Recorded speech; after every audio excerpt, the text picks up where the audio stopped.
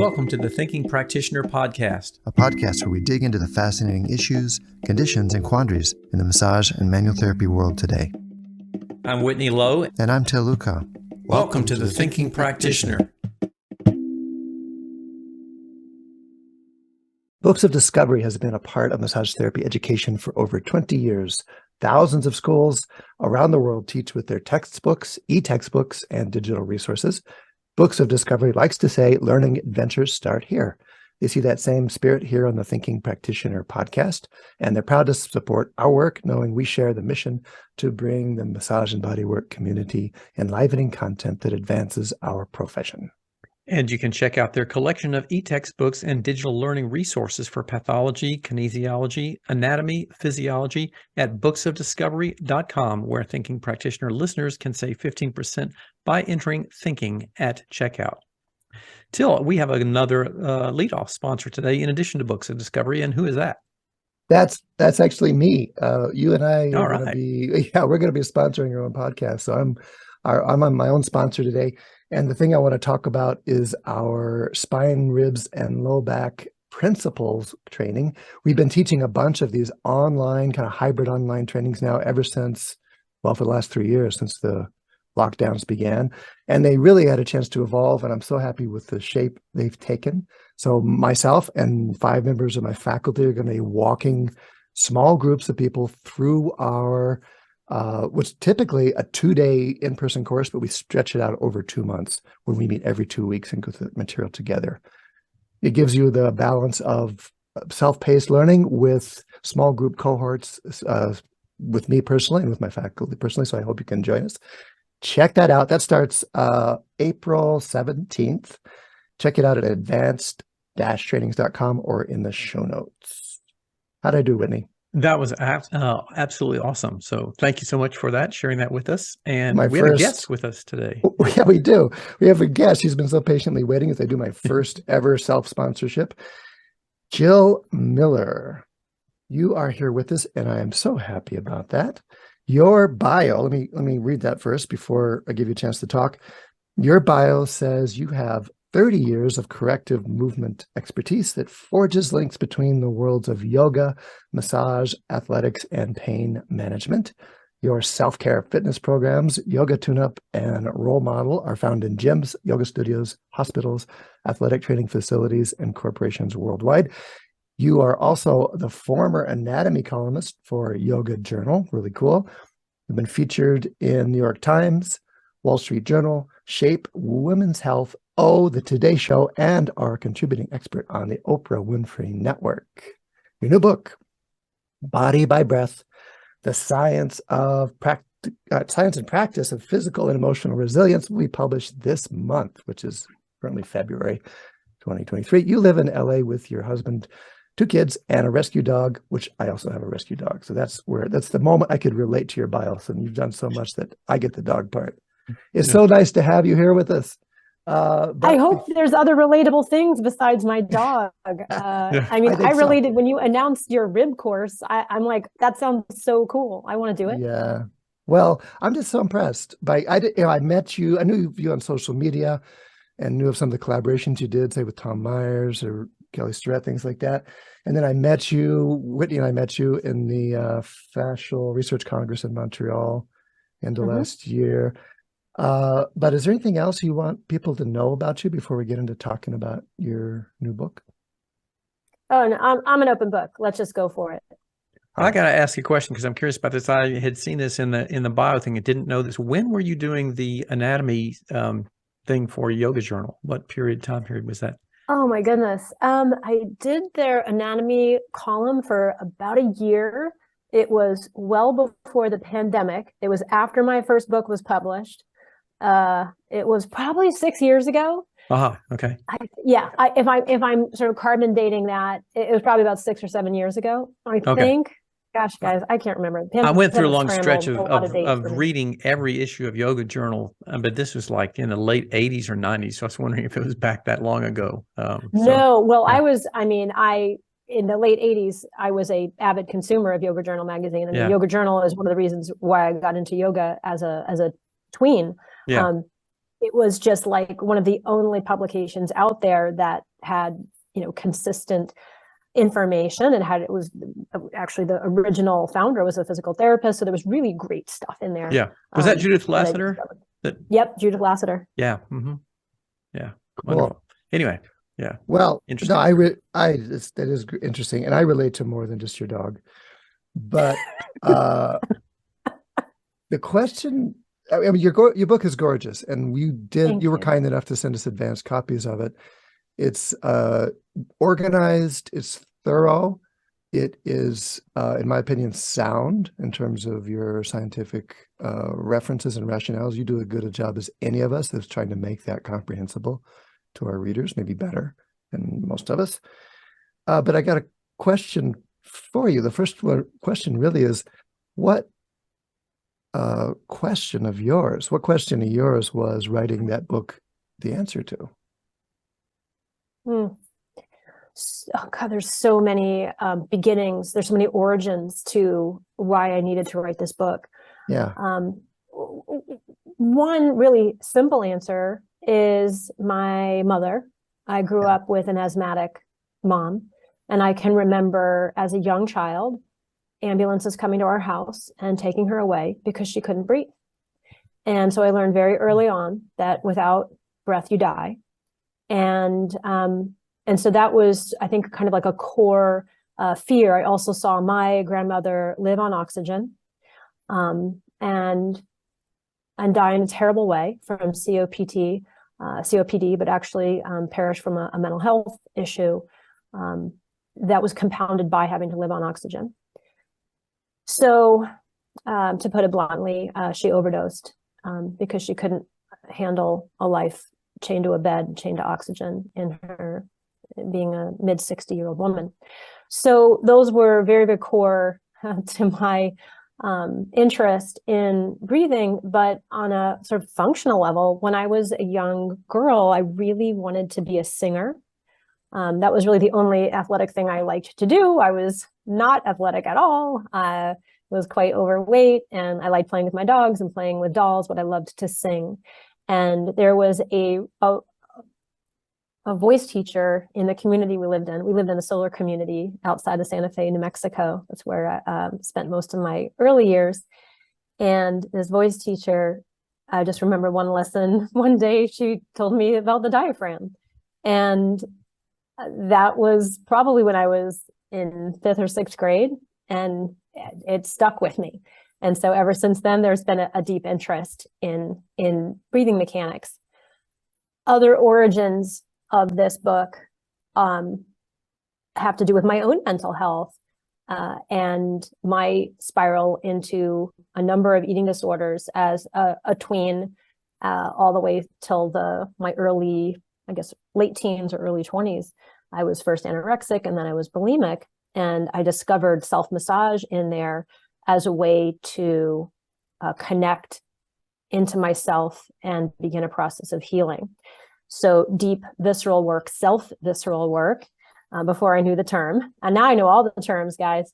But back then I was just sort of rolling around on a towel, rolled up towel on my abdomen and breathing and trying to connect with emotions that were buried, stuck, and had really left by the wayside in terms of my own emotional development. So those are some of the origins of my own personal story. Yeah. But on the bigger scale, this book had to be written because when I wrote my first book, The Role Model, a step-by-step guide to, I don't even know the subtitle, it's so long. But anyway, it's a long subtitle that breaks down my approach to self-myofascial release work. I had put out a call to action to my students, my followers, and so on. And I asked for their stories. I asked them to share how the role model work had helped them heal or deal. And every story that I got back, I got dozens and dozens of unbelievably rich stories. And I thought I'd have, I'd have a rotator cuff story. I'd have a low back pain story. I'd have a knee story. I'd have a foot story. I'd have, maybe a cancer story or breathing thing. Every story had a huge emotional component to it. There was a massive amount of data right in front of me about how people were using the balls for emotional regulation, as well as pain mitigation and self-treatment. And I just thought, I need to know why everybody is having this response. It's not just impacting their range of motion, but it's impacting their range of emotion. So what is that thing? Because I know that's what it was for me initially. I wasn't trying to heal my diaphragm. I was trying to feel my feelings while I was rolling around on stuff on my guts. Mhm. So Can that you, was the, Jill, if I can interrupt you Yeah. for just a second, for our listeners and people who may not be familiar, can you just give us a brief little synopsis when you talk about balls? And Yes. they're so wonderfully illustrated in your book. Just let people know what you're referring to here with this work. Yeah, so I guess we can rewind quite a bit, and I can share that I teach people self-myofascial release strategies using really my tools, but I adapt no matter what you have in your house. Yeah. And the tools that I use are a set of grippy, pliable rubber balls. Some of them are solid rubber, and then one is air-filled. That's called the Gorgeous ball, which features heavily in Body by Breath. Mhm. And so these grippy, pliable rubber balls, I teach people to map their body and to address aches, pain, mobility issues, and self-regulation through the use of them. Yeah. So that's a little summary of Great, that. thanks. Yeah. And thanks too for your personal context and the story there. I mean, that I think every one of us is in this field has an origin story that's really related to our own challenges, our family's challenges, or the things we've been working on healing, if it were. Who's this book for?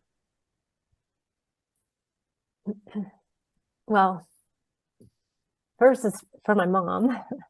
Oh, I would love for my mother to palpate her diaphragm and her intercostals and address ongoing concerns with her neck and her shoulders and her spine as she ages. And so I wrote it in two ways. I wrote it for a general population to be able to grasp the why and how this is important for health and longevity. But I also wrote it for those people's clinicians to think creatively about how and why this type of work impacts health and longevity and well-being, and ways that they can think about offering for their own self-care, but also offering alternatives to just chemical medication or only talk therapy. But maybe there's some other adjuncts that patients or general population with massive amounts of anxiety, depression, or the rising trend of long COVID, all of these issues, there can be some very helpful self-management that can work in tandem with their team, as well as miraculously eradicate symptoms and issues that other treatments just aren't addressing. your book's really practical. You talk people or illustrate people through specific things they can do with their own body. Yeah. Those effects you're talking about are about just feeling more connected or feeling better in all the different dimensions. How present is that in the book? How does that come through? About feeling better in all dimensions? Yeah, about the emotional side of what happens or the personal side as well.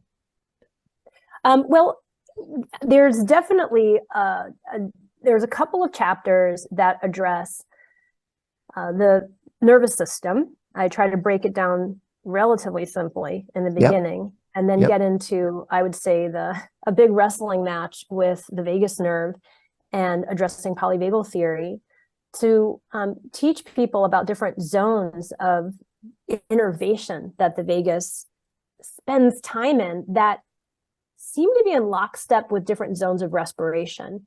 So in the application of the tools in this book, I tend to focus on three distinct zones in the body. That is the stuff below the rib cage, which I call the subdiaphragmatic region, also known as zone 1. I also attempt to help people learn about their thorax, their rib cage, and both the respiratory stuff in there, as well as the nervous system stuff in there, especially as it relates to the vagus and as it relates to sympathetic and parasympathetic. That would be zone 2. And then zone 3 is the supraclavicular zone. That's all the stuff above the shoulders, right? Neck, face, expression. And so that would be what I call zone 3. And there are also vagus innervations in that same zone. So much of the work is directed towards your mapping of these zones and figuring out which zone you tend to live in, you tend to breathe in, or you tend to stiffen, or you tend to defend from the world in. So I break all of that down in terms of the science and then show you different applications to either shore up that area, or in most cases, release different soft tissue regions within that area, different muscles that tend to be kind of a bully to the rest of your body. I hear in your answer here the same voice I read in a book, which is you're laying down a fairly clear technical anatomical territory for us, and then you're inviting us to get in there and explore it and find out what happens. You're giving us a contextualization for this is the part of your body that breathes. This is the part of your nervous system that helps regulate affect. And here's something you can do to experience it and play with it. Yeah, I mean, as a yoga therapist, not a mental health professional, I have to be really careful within my own scope of, where I'm leading people. And then I offer what is within my scope to offer different mindset strategies to help people pull out their own questions. And then if stuff comes up, because inevitably when you start unshielding tissues that have been on guard for a long time for whatever reason, you'll start to feel your feels. And sometimes those feelings can feel absolutely unmanageable and overwhelming. But this is not an aggressive, like just throw you to the ground and jujitsu, wrestle with an implement. This is so slow and tender and progressive and welcoming and alarmingly gently disarming in the methodology. I found obviously that worked for me, and in the athlete population that I work with a lot of athletes that have an enormous amount of unknown tension in these different zones. Their training habit is usually a pain for gain type of no nuance within application. And so I really try to invite what I would call a therapeutic response by exciting the parasympathetic nervous system, bringing the parasympathetic nervous system to the party, and helping those folks improve their endurance there, their ability to tolerate being in that slow side of self. Just as you're talking, I'm thinking about breath, of course, and I'm thinking about regulation, and I'm in the experience of speaking to you on Zoom and hanging out with Whitney. And I'm just remembering that this is going on every minute. We're breathing all the time, and our diaphragm is right here with us, and our vagus nerve and all that is right here. So anyway. Doesn't it feel great to know it's coming along with you? Yeah. Right. Or you can manage it. If things are going in a direction, if things are going sideways, and you actually need to stay a certain course, then you can alter your breath pattern. You can alter your posture. You can alter your environment by palpating yourself in certain ways, or you can change your relationship to gravity, and suddenly you have a state change. Yeah. And then we're different. We're showing up differently. We're experiencing things differently. The world even looks different by just changing those things as well. Jill, I'm curious to hear, a lot of what you've been describing is really effective engaged processes for, self-awareness and all that kind of thing. Are there other strategies or methods in what you're presenting here that might be used, let's say, in a therapeutic encounter between a manual therapist and their client person? Would it be more like teaching them about the awareness and breath and that kind of stuff, or what would be the best way in which, a practitioner might incorporate some of those concepts and ideas? So I think that one of the places to start with that question is, have you guys done a podcast on polyvagal theory yet? Nope. You haven't? Oh, okay. It's a pretty big topic, and it takes a good chunk of time to describe all of the different aspects of it. But the summary of polyvagal theory is that we as organisms, and by the way, polyvagal theory is a theory developed by a neuroanatomist, sort of multi-hyphenate PhD, Dr. Stephen Porges, who actually is the first person to ever quantify heart rate variability. And as your listeners probably know, heart rate variability, we have the heart rate variability because we have a vagus nerve that is changing the beat to beat ratios of the heart. And so the health of the vagus nerve and the input of the vagus nerve on the heart is what allows us to slow down. And sometimes it slows us down too much and we pass out. And that can be very problematic, especially if your body suddenly does that spontaneously when it's under threat. But in terms of what we can do with, I said I was going to say what the end thing of polyvagal theory is, which is that we're designed as organisms to co-regulate one another. We are primates that evolved in clans. We didn't evolve solo. In fact, when we are isolated or when we are solo beings, our health measures dramatically decline. We can survive with another mammal, like a lot of people live alone with their dogs and they do quite well, but we were designed to co-regulate with one another. And so if you know that, I mean, that's just basic, like, oh, I want to be a better friend. I want to be a better therapist. Well, what do I need to do inside myself to be in a state of regulation where I can actually offer some assistance with regulating my client?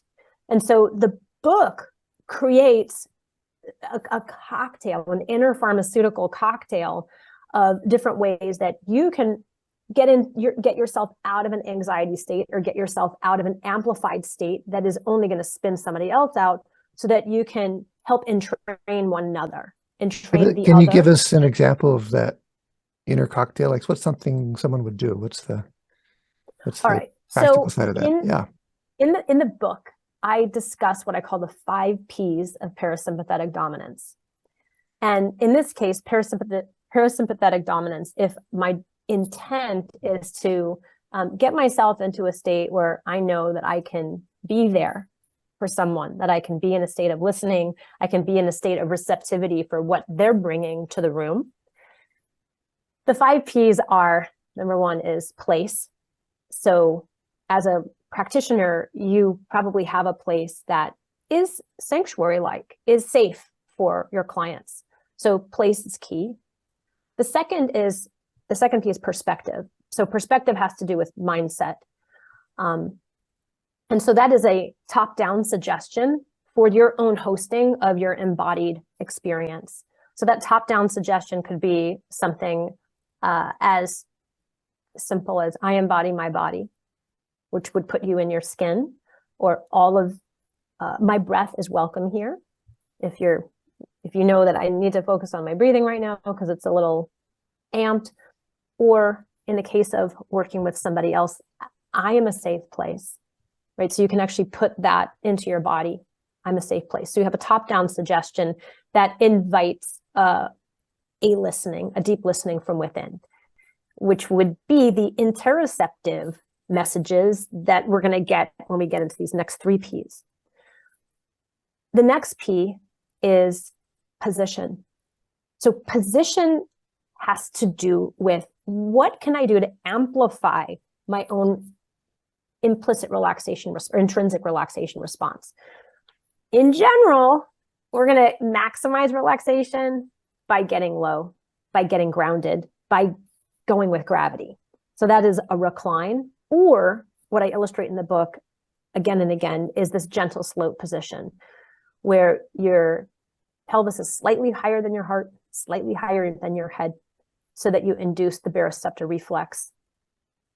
Are your listeners familiar with the baroceptor reflex, or should I define that? Let's Tell define us. it. Yeah. So the baroreceptor reflex is a total freebie, courtesy of the vagus nerve. So what happens with the baroreceptor reflex, as I described, this is a position where your brain is below your heart. So you can do this just by doing a forward bend in your chair, or by doing a forward bend with your tush against the wall, leaning over, or you can do it on the ground with your pelvis higher than your heart, higher than your head. I like to put a gorgeous ball underneath my sacrum to do this. What happens is your brain can only manage a set amount of blood flowing in it. And when you go upside down, you're with gravity. And so gravity starts to pull excess blood towards the brain. And as soon as the carotid arteries, or rather, as soon as the sensors in the carotid arteries, which are sprinkled with little loops of vagus nerve, as soon as they sense that there's a bulging in those arteries, they send a very quick feedback through the vagus to the brainstem that says, uh-oh, too much blood coming, narrow, narrow, slow heart rate, slow breath rate. So all of your arteries constrict so that the blood flow in your brain is regulated.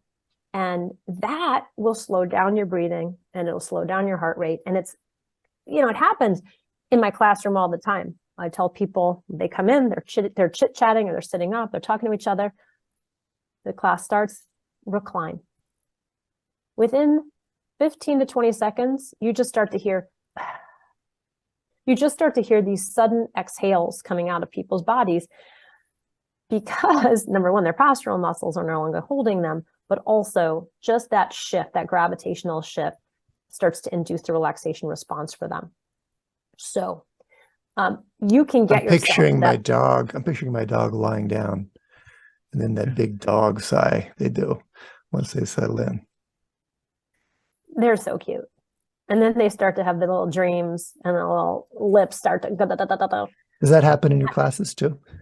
People do that? When I do led yoga nidras or non-sleep deep breaths, yes, people go out. It's like a horse tranquilizer. Okay, so we've got the place. We've got place, we've got perspective, we've got position. The fourth variable in the 5P scenario is pace of breath. So pace of breath is a huge variable that I tackle within the book. And that is, in general, if you exhale longer than you inhale, you'll induce a relaxation response for you. And other people will train with it. I mean, I do this with my kids all the time. There are other specialized inhalation exercises you can do that also induce a relaxation response. But the basic formula is your exhales longer than inhales should ultimately make you a lot more chill. And then the fifth is palpation. Let me guess. Oh, palpation. Oh, okay. You jumped on it. I was going to palpation. Okay, I want to hear about that. But you know what I was going to guess? What? It's going to totally be a tangent from what you were going to say. I was going to guess presence, or that would come in purpose. The perspective.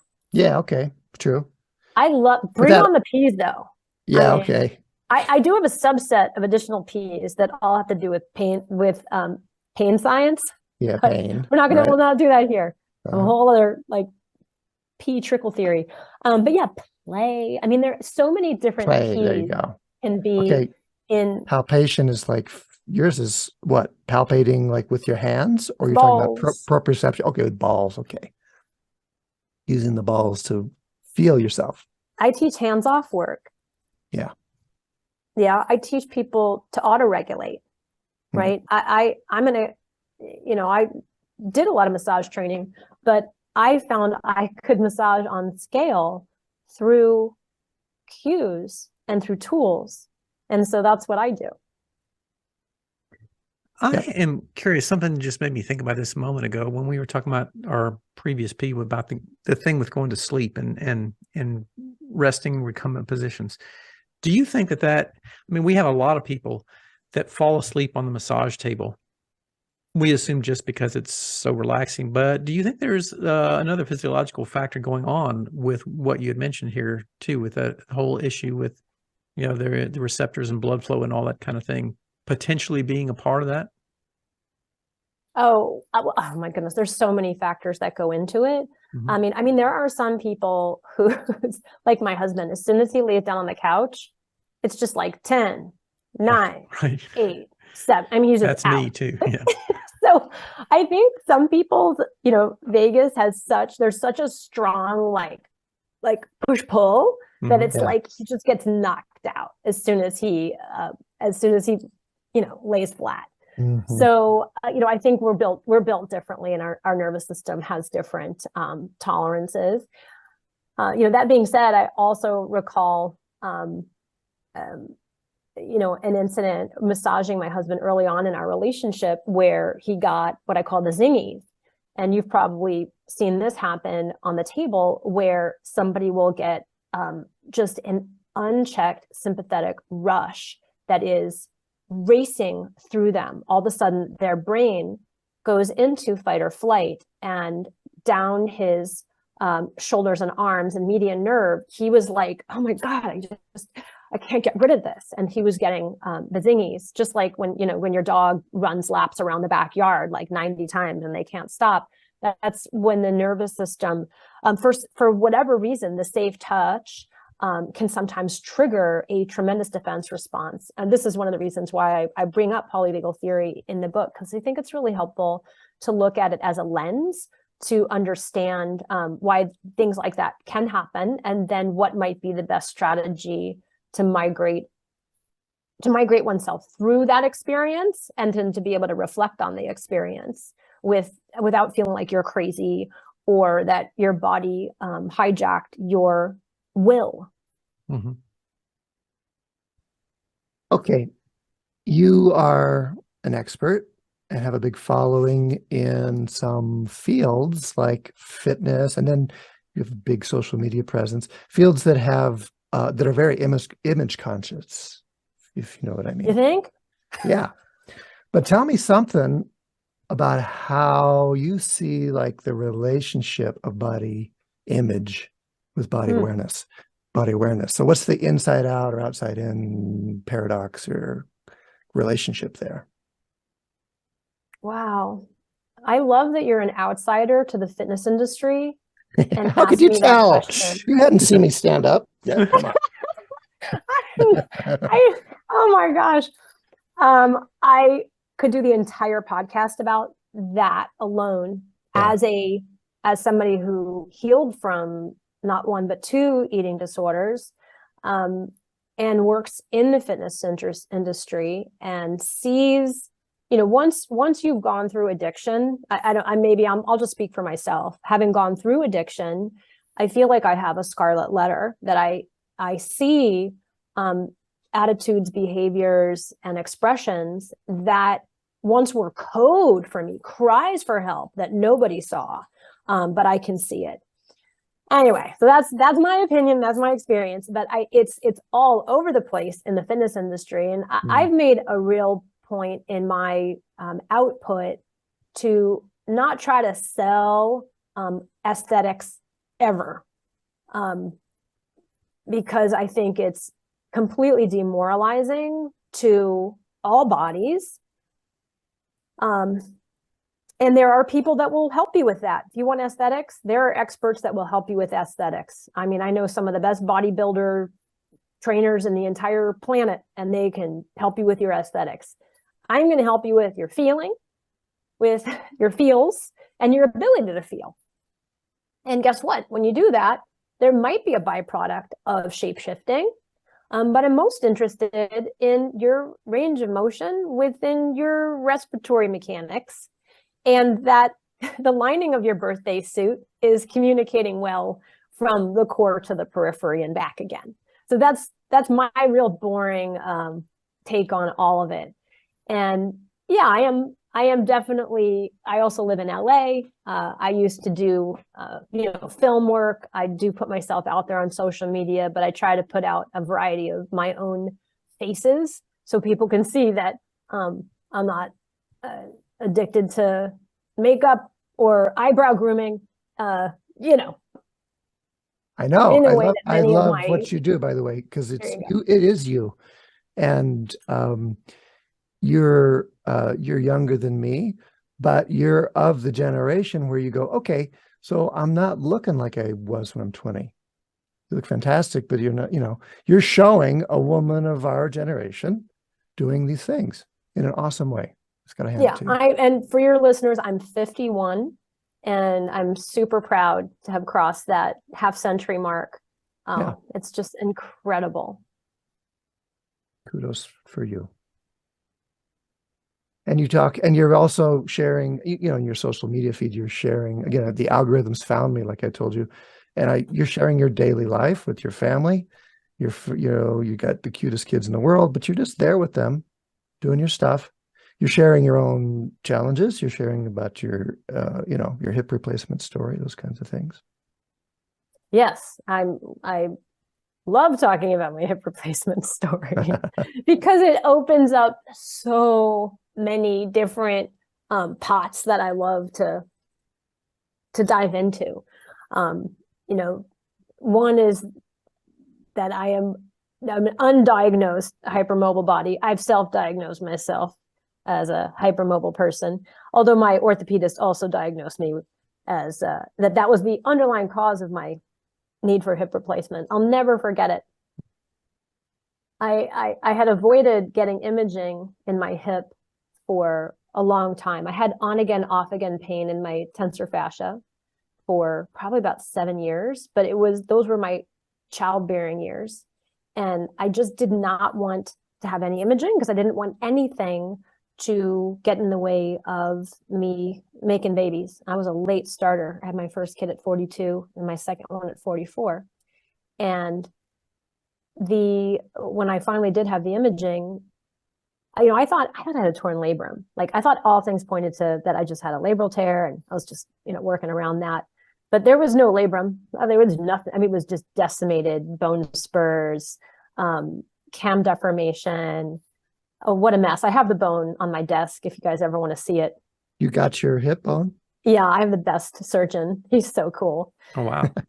He's so cool. But yeah, there was no conservative option. Like I was at end stage, hip's got to go, other hip is fine. I had no idea I was living with such diseased hip because I teach. What do I teach? I teach self-care and pain mitigation through the techniques that I share with Role Model and Yoga Tune-Up. So I walk into the office, lay down on the table. He walks in. His first 5 words to me are, "So when do you want to schedule?" I had never met him before. He just walks in, "So when do you want to schedule?" It was absolutely the death knell. And then he did an orthopedic test. He just circumducted my hip. And he was like, "Oh, well, there's your underlying condition right there. Hypermobility." It was just like boom, boom, boom. Okay, when do you want to schedule? But he is very cool. So believe me, there's a lot more to his bedside manner. I make him sound gruff, but he's not at all. So yes, it sounds like a kind of confrontation with that reality in a way, or that option, what that meant.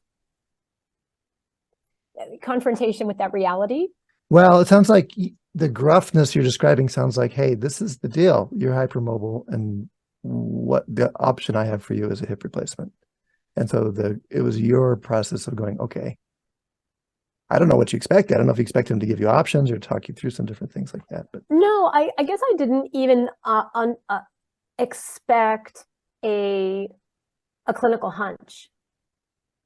Right. So that was his clinical hunch. We've never done any testing on my joints. I've never done I could self-bait and score myself, but I studied very closely all of the literature regarding EDS and hypermobility. I have a deep interest in all of that because of my own suspicions about my body and my life. But I go to the Fascia Research Congress, I listen to the researchers, and I try to do my own personal practice to make sure I maintain strength, and then also address this rising tide of anxiety that I have succumbed to along with the rest of society over these last few years. Mm-hmm. You mentioned Porges. I mean, his work is on my wish list to find a way into here on the podcast. And interestingly, some of his first research when he was developing heart rate variability was with a Rolfer, John Cottingham, who was also a professor. They were colleagues. And so he did a research project on Rolfing subjects where John was doing different Rolfing moves and he'd measure their heart rate variability. This was like back in the early 90s, I believe it was, to see like, is this a valid measure and what happens in body work? That was some of his first tests, from some of Stephen Borges' first tests. And their takeaway was that, well, the move that seems to make the biggest difference was the pelvic lift, which is like just a hand under the sacrum and a little bit of traction there. And there were lasting effects. They were able to measure effects in the control, I think, for a week afterwards. Incredible. Isn't So that you cool? wonder if it's the pelvic lifting, it, creates that gentle slope, right? So Yeah. we're like 7-8 degrees higher than Yeah. normal, right? Interesting. I mean, I'm just trying And back then we thought sacral nerves were parasympathetic. Now there's a big question about that, but still it had that vagal tone response. Hey, and I thought of another P for you. Sure. I think it's your playlist, honestly, that helps. I think it's the context we set for what we do. I think it's like maybe it's part of your place, P. It's part of that whole environment that we help people into, the way that it makes some of these differences you're talking about.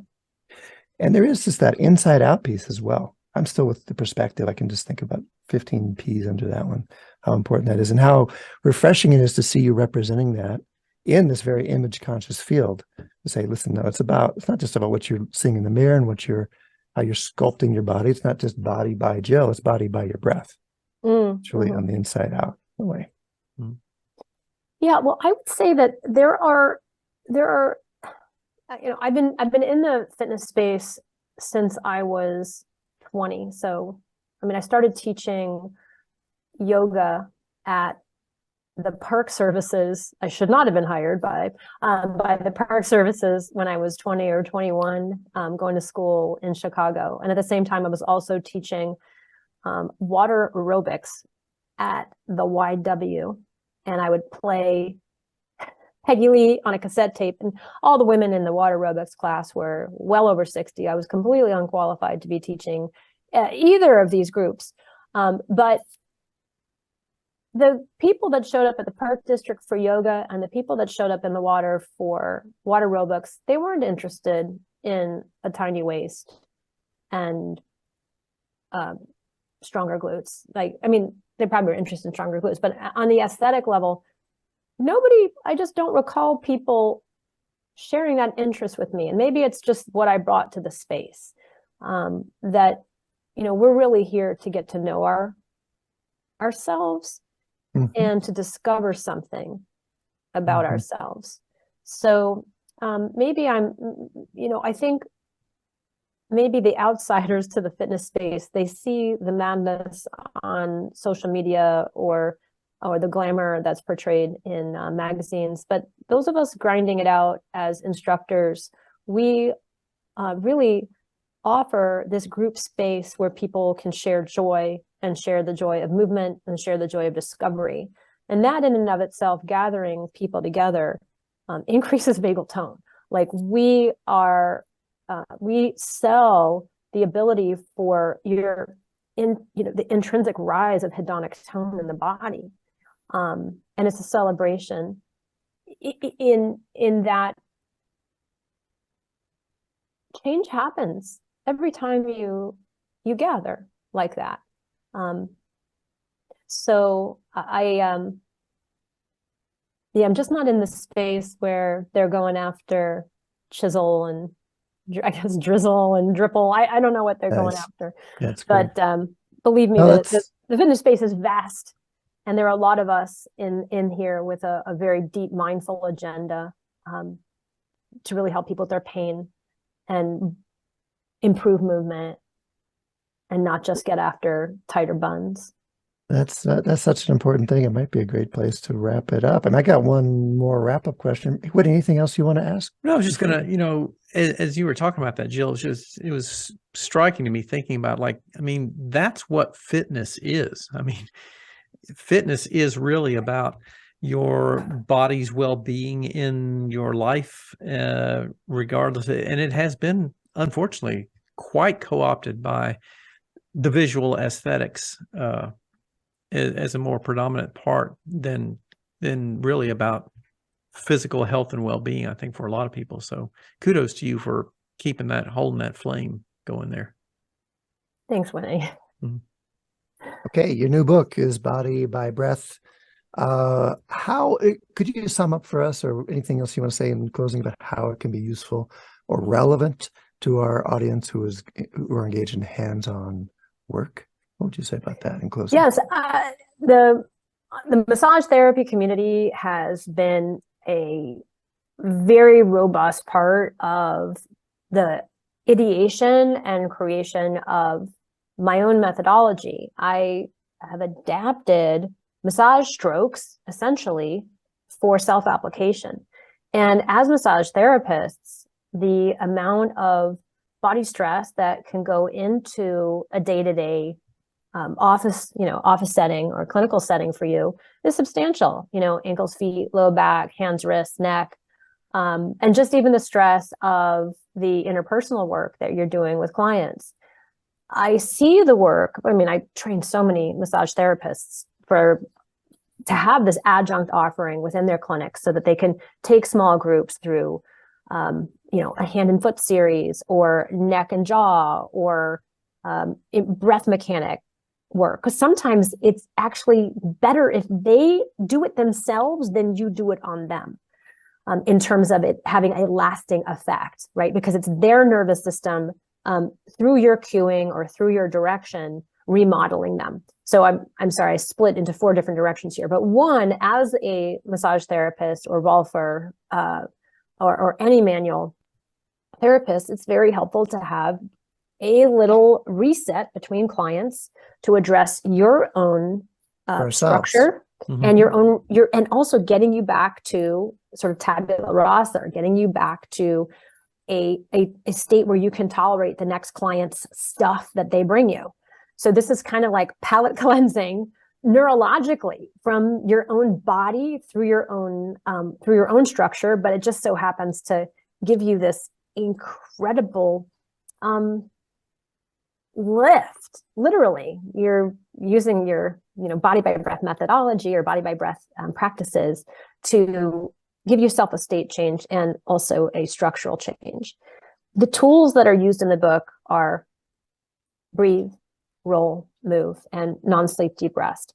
And those 4 tools really compound to give you, in whatever order, whatever sequence you want, to have that state change addressed so that you can be your best self. So one is your own self in between clients or for your own rigor of practice. And then 2, to have something else for homework to offer your clients that is less stressful on your body. I read on Facebook this morning, Til, that you had done some work with the Google massage staff. Whitney as well, pre-pandemic. Yeah. Right. Right. And you put up an article that like more than almost a half of them were laid off in this last round of layoffs. I worked with this staff multiple times in the pandemic to teach them how to work with their clients, with the employees of Google through the camera. How do I, because I can't touch, because it's a pandemic and we don't know when we can be in the room together again, but I still have to service my teams and the employees who are in deep distress, working in their homes where there's children running around and their productivity is, going down the tubes. How do I still give them the massage they need? Well, that is where the role model and body by breath work comes in, because you can skillfully cue another body, another being into their own best self-treatment. We were really made, my work was made for that moment. And it was just interesting to see your post this morning, because I forgot about it. I forgot that we had worked with, with this team and certified them in role model. It just really bumps me out, all those individuals that, because when you're a massage therapist, you are just a giver. You do so much to provide help and caretaking for those in your care. And you know how necessary it is for people's productivity. And so It just really bums me out for those people and their families, but also for the, employees that no longer have that service at the ready for their own Absolutely. stresses that they're dealing with. Yeah. Yeah. I would, also just want to say for everybody listening to really think about this, because you said some things here that I think really are important for a lot of people to think about. One of the very high or prominent reasons for people leaving our profession is physical burnout. And I think a lot of that has to do with the self-care piece. And there's a lot of emphasis in self-care about teaching people, correct body mechanics and all this kind of stuff for the work that they're doing. But a lot of what you're talking about here, I think, is really valuable. What you mentioned, just like that short time in between clients, or the things that you do with taking some of these processes that you can do to really take care of yourself and give yourself the longevity through some of these practices. I think they would be really helpful for a lot of practitioners. Oh, absolutely. And like I said, we have many massage therapists and PTs who train in our methods, and that's exactly what they do. I mean, I've learned from them, how did they apply this work for their own health and longevity? And one of the big add-ons that has been a really big boon to many of them is offering small group classes where they're not having to bend over people. They're not having to dig a thumb here and there, and you can, again, massage on scale and empower people. That's great. Right? Thank you, Empower Jill. people. Empower people. Self-care. How can people find out more about your work? Well, the book is on Amazon. I don't know when this is going to air, but the book February 22nd. Oh, so February 28th is when the book drops. And actually, we are, for all people who pre-order, I will be teaching a free online 1-hour class to all the pre-orders. And so you can find out about that by going to our bodybybreath.com website. I mean, my company is Tune Up Fitness, so you can find out about it through Tune Up Fitness also, but probably the best shortcut is just to type in the name of the book, bodybybreath.com, and then you can find out how to get in on that, as well as some other giveaways that we're doing, which one of them includes the training of Body by Breath methodology. So I'm doing a 3-day online training, and one lucky winner will win a seat in that course, which is both interactive as well as recorded. And that's happening in late March. People can find out about me through social media. As you mentioned, I have been pretty delinquent in the last week or so. I'm under another deadline, but I'm the Jill Miller on Instagram. My company, Tune Up Fitness, is also on Instagram, and you can find us at the same handles on Facebook, I think. And we do have about 500 teachers worldwide that teach yoga tune-up and role model method. And so you can also find local teachers. It's always wonderful to work directly with teachers. And then because of the timing of this podcast, you can come and work with me directly. I'm taking the book on tour. I'm going to cities all over the US and Canada, including Los Gatos, Larkspur, Houston, Atlanta, New York, Boston, Washington, DC, Toronto, and a retreat that's sold out in Ontario. But I'm trying to get my road show back up after the pandemic, and I'm going to help people, breathe. And of course, Los Angeles, where I live. We will put all those links in the show notes and on the website. I'm going to do our closing sponsor, and then we'll just we'll say goodbye for the day. The Thinking Practitioner podcast is supported by ABNP, Associated Bodywork and Massage Professionals. ABNP membership gives professional practitioners like you a package including individual liability insurance, free continuing education, quick reference apps, online scheduling, and payments with Pocket Suite, and much more.